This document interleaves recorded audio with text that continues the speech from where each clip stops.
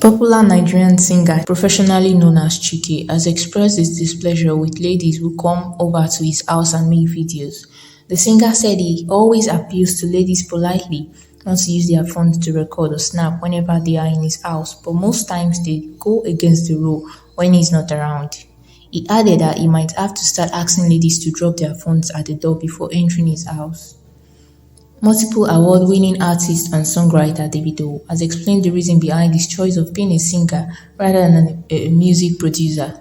The timeless crooner, in an interview with Forbes on Wednesday, mentioned that he had always wanted to be behind the scene while doing his music producing business until he began to notice that he was far better than many of the artists that come to record with him.